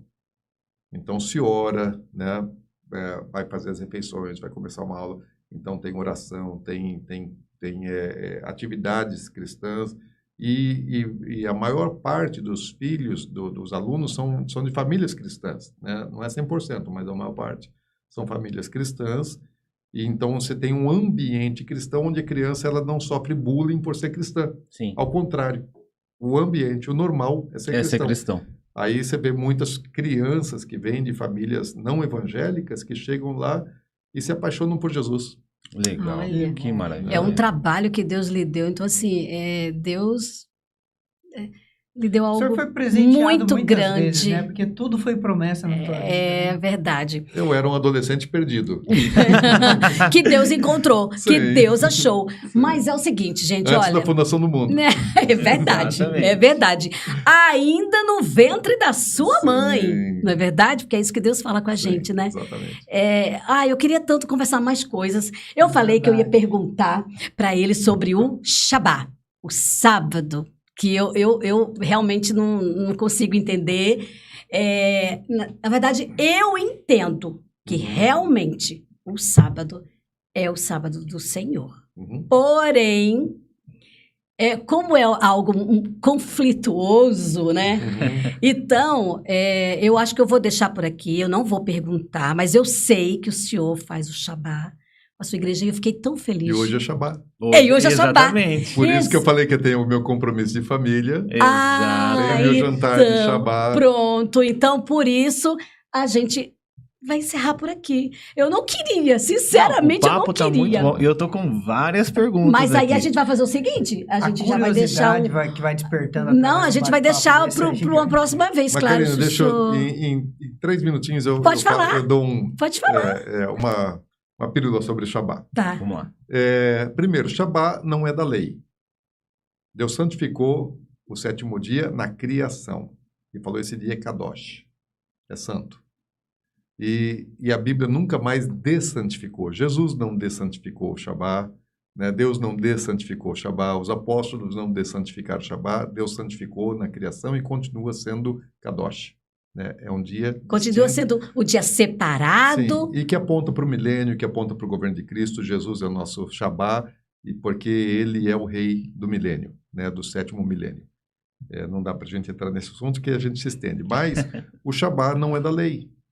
Né? É um dia que Deus escolheu para que nós descansássemos. Né? O que aconteceu? Depois a lei ratificou ou ela veio e consolidou para o povo judeu aquilo que já estava posto desde a criação, né? E Jesus, ele vem e ele vai falar também a respeito do significado do sábado. O sábado foi feito por causa do homem, não o homem por causa do sábado. Exatamente. Então, não é um dia para ser adorado e idolatrado, né? Ao contrário, é um benefício de Deus para o homem de descanso. Eu pratico o meu descanso, eu não tenho, assim, práticas religiosas, né, específicas do Shabá. Eu ainda estou aprendendo muito a respeito do assunto, né? Aprendo um pouco com os judeus messiânicos, tenho vários amigos judeus messiânicos em Israel, e alguns que praticam de um jeito, outros praticam de outro jeito, né? Eu ainda, por enquanto, tenho a minha maneira mais simples de praticar, que é descansar, né? É o dia da minha reposição física, intelectual, espiritual. É descanso, é parar e descansar. É um dia de comunhão com a família. É o melhor dia da semana para mim. Eu trabalho bastante, né, apesar de aposentado no governo, né, no Ministério eu trabalho mais do que quando estava trabalhando como auditor fiscal. E o Shabá é o meu dia de repouso, é o meu dia de descanso, é o meu dia de renovo, né? Tem muito mais coisa que envolve o Shabá. Então, eu já vou falar o seguinte, eu já vou lhe fazer uma outra... já lhe dizer o seguinte, o senhor vai voltar aqui. Amém. O senhor vai voltar aqui para a gente falar já está convidado sobre o Shabá. Porque, assim, as pessoas falam muito, né, dos adventistas e tal. E eu fiz um estudo adventista que a minha cabeça ficou louca. Eu falei, Deus, me ajuda, porque eu não estou entendendo nada. Depois eu entendi. Eu fiz um propósito com Deus. Eu falei assim, Deus, se é realmente... Eu sei que todos os dias foi criado pelo Senhor, mas o Senhor tirou esse dia, o sábado, o Shabá, para o Senhor, para a gente descansar. Então é o seguinte, eu trabalho com rádio, né, comunicação. Se for isso, o Senhor não me deixa trabalhar no sábado. Aconteceu exatamente isso. Eu nunca trabalhei no sábado. Assim, nunca trabalhei no sábado, sempre trabalhei o domingo e para mim era maravilhoso. Aí as pessoas dizem assim, Karina, como é que você no domingo, com essa alegria toda... Eu falei, para mim é um dia normal, né? Agora, eu ainda não sou praticante do sábado, assim. Não sou. Mas eu acho que tudo que o senhor falou é o que eu aprendi com os adventistas. Por isso, eu quero chegar a esse nível, sabe? De fazer o Shabá. Ainda estou aprendendo. O senhor já está aprendendo, eu ainda nem estou aprendendo. Eu comecei a praticar de maneira muito religiosa, o Espírito Santo foi me ensinando. Foi lhe moldando, né? Esvazia a cabeça, descansa. Eu quero chegar aproveita nesse o dia, aproveita a família. Eu quero chegar nesse ponto. Pastor, que Deus te abençoe e continue abençoando o teu ministério. Hoje o senhor deu uma aula aqui pra gente, o que a gente aprendeu aqui hoje, eu acho que nem 10, 11 anos de estudo a gente não ia conseguir pegar hoje, porque a sabedoria que vem de Deus e que a gente percebe que está na tua pessoa é extraordinária. Eu quero que o senhor seja muito bem-vindo, né, nesse projeto que a gente está começando agora e que Deus com certeza está abençoando e gostaria de pedir para nós finalizarmos que o senhor fizesse uma oração para a gente. Amém. Amém. Então vamos orar. Vamos orar. É um privilégio, muito obrigado. Agradeço muito de coração a oportunidade de poder ser primícia, né, desse projeto maravilhoso aqui. Que Deus os use, os abençoe muito para servir, né, pessoas, edificar vidas, abençoar muitos. Esse é o propósito, né, do ViaCast. Esse é o propósito, de falar a palavra de Deus, assim, não importando, é de Jesus. Amém. Que a gente quer falar do amor de Jesus. Então, o senhor promete que o senhor vai voltar? Sim, volto com uma alegria, com o maior prazer. Então vamos orar? Vamos orar. Pai, que bom estarmos aqui, esse tempo que passa tão rápido, Senhor. Tantas coisas que temos aqui para compartilhar, para nos alegrarmos, Senhor. Amém, em pensar Jesus. no Teu reino, em falar do Teu reino, em vivermos mais do Teu reino e pensarmos nas coisas vindouras também, na promessa, na nossa herança que está chegando na volta de Jesus, tudo aquilo que nos cerca nos dias atuais e a alegria que temos no coração de podermos viver com Cristo. E eu peço, Senhor, para que esse projeto seja um canal, um instrumento para que muitas pessoas possam conhecer a verdade, serem livres pela verdade, serem verdadeiramente abençoadas, não apenas motivadas, estimuladas, mas abençoadas genuinamente pela graça do Senhor. Então, derrama abundantemente a tua graça com os meus irmãos aqui, com esse projeto, para que ele seja bênção na vida de todos aqueles que nos acompanham. É o que nós pedimos em nome de Jesus. Amém. Amém. Shabbat Shalom. Shabbat Shalom, porque já é Shabbat. Já é Shabbat. Sexta-feira, pôr do sol, começa o Shabbat. Exatamente. Aí só o pôr do sol de amanhã que acaba o Shabbat. É muito lindo, é muito lindo. Eu fico arrepiada. Bom, gente, então a gente vai encerrando por aqui. Que Deus nos abençoe na próxima sexta-feira que vem. A gente já tem convidados. Já tem convidados, 19 horas. Acompanha na rede social. Vai acompanhando aí. Sabe. Passa a rede social para nós, Karina. Eu não sei não. Qual que é a rede social? Não, tá começando agora. @ViaCast Podcast. É só acompanhar no Instagram, no YouTube, Spotify, né? É só nos procurar no Facebook, no Facebook você também. Vai encontrar todo o nosso histórico aqui. E, claro, vai saber também quem é que vai nos visitar na próxima semana. Que Deus abençoe a cada um de vocês e por aqui a gente Peraí, não encerra agora não. Encerra agora não, peraí. Todo mundo quer falar. Que Deus abençoe, né, o pastor Dinho e toda a sua família, Amém. em nome de Jesus. Amém. Obrigado. Tá? Obrigado. E muito obrigada mesmo por ter aceito. Karina, foi unânime. Karina, esse homem é mais do que abençoado. Amém. Glória a Deus. Bênção não Deixa um pede pouquinho mais. da sua bênção aqui. Deixa um pouquinho da sua bênção que eu recebo em nome de Jesus. Eu Tchau pra recebo. todo mundo. Valeu, Fiquem pessoal. todos com Deus.